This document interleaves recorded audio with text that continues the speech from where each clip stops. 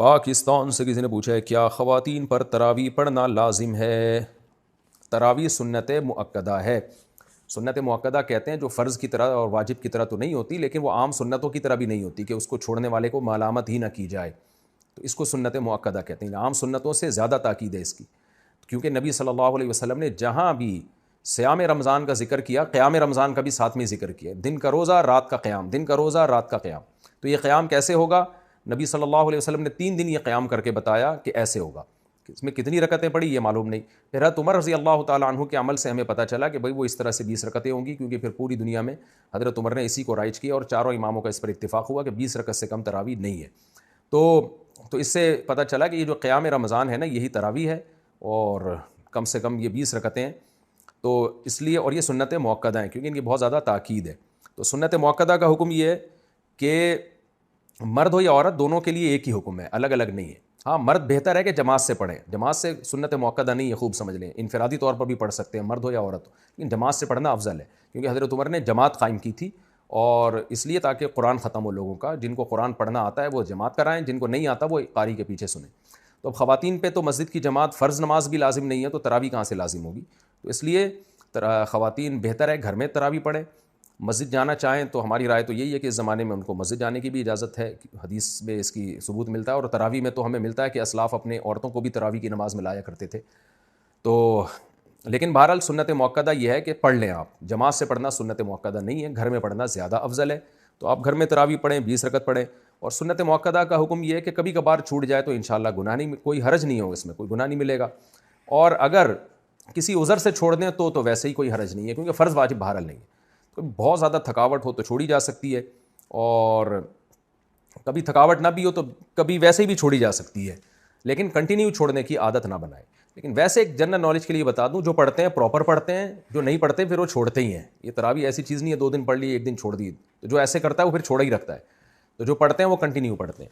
تو نبی صلی اللہ علیہ وسلم نے جب بہت زیادہ تراویح کی فضیلت بیان کی ہے، قیام رمضان کی فضیلت بیان کی ہے، جس کو بعد میں اسلاف نے نام تراویح کا دیا. تو آپ کو چاہیے کہ اس سے قطع نظر کہ یہ سنت مؤکدہ ہے یا غیر مؤکدہ، آپ یہ فضیلت حاصل کریں. کیونکہ شاعر نے کہا ہے تمتع من شمیم عرار نجد فما بعد العشیۃ من عراری، کہ ایک خوشبو ہوتی ہے جیسے رات کی رانی کی خوشبو، یہ رات کے بعد ختم ہو جائے گی. تو تراویح کی فضیلت بھی رمضان کے بعد ختم. تو اس بحث میں پڑھے بغیر کہ سنت مؤکدہ ہے یا غیر مؤکدہ ہے، واجب ہے یا نہیں، اس بحث میں پڑھے بغیر آپ کنٹینیو پڑھ لیں، کیونکہ ثواب بہت ہے اس کا. اور یہ عید کا چاند نظر آتے ہی آپ کے پاس یہ آپشن ختم ہو جائے گا. لیکن حکم یہی ہے کہ سنت مؤکدہ ہے. کیا عورت دیگر عورتوں کو تراویح پڑھا سکتی ہے؟ اگر ہاں تو اس کا طریقہ کار بتا دیں. نیند اگر پیچھے لڑکا بھی کھڑا ہو جائے تو کیا حکم ہوگا؟ بنت نصیر لاہور سے.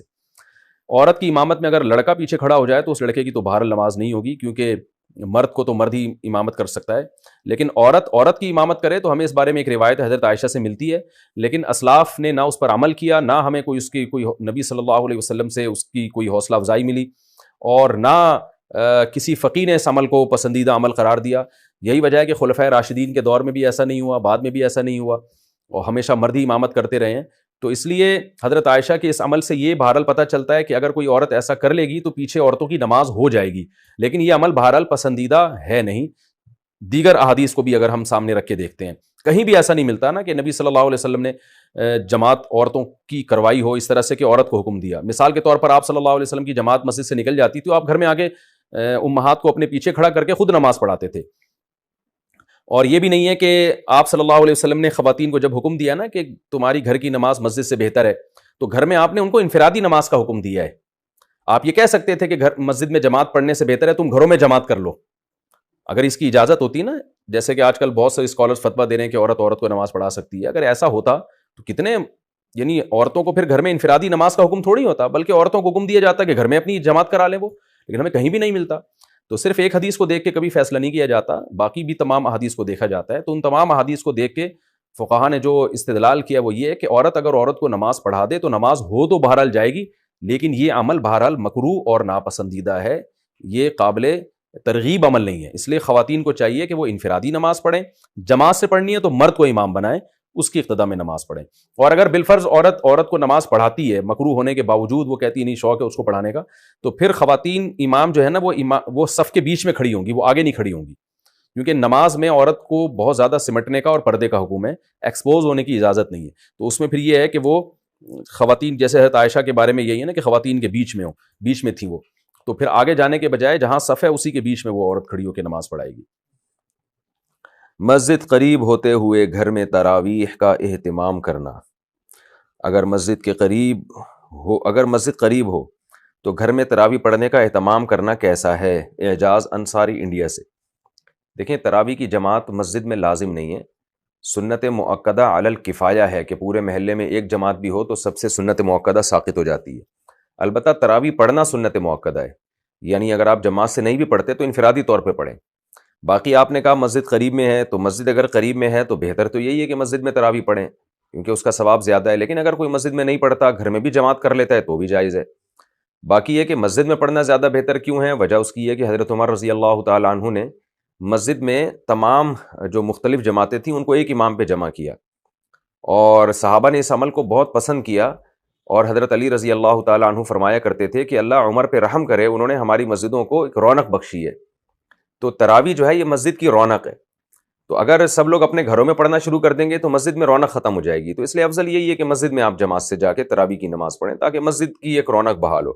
ہاں، حضرت عمر گھر میں پڑھا کرتے تھے، اس کی وجہ یہ تھی کہ آپ خود حافظ قرآن تھے، تو جو خود قرآن پڑھنا جانتا ہو، حافظ ہو، تو اس کے لیے بہتر یہی ہے کہ وہ خود سے پڑھے، تلاوت کرے اور گھر میں نماز پڑھے پھر وہ، تاکہ اس کا قرآن مکمل ہو، قرآن کا دور ہو جائے۔ لیکن جو غیر حافظ ہیں ان کے لیے افضل یہی ہے کہ مسجد میں جماعت سے نماز پڑھیں۔ مسجد میں نہیں پڑھتے، گھر میں کسی کی پیچھے نماز پڑھ لیتے ہیں تراویح کی تو بھی جائز ہے۔ البتہ یہاں ایک بات خوب اچھی طرح سمجھ لیں، آج کل یہ ہونے لگا ہے کہ تراویح کی جماعت مختلف جگہوں پہ قائم ہوتی ہے تو فرض نماز بھی وہیں پڑھ رہے ہوتے ہیں، یہ بالکل ٹھیک نہیں ہے۔ قریب میں اگر مسجد موجود ہے تو عشاء کے 4 فرض مسجد میں پڑھنا واجب ہیں۔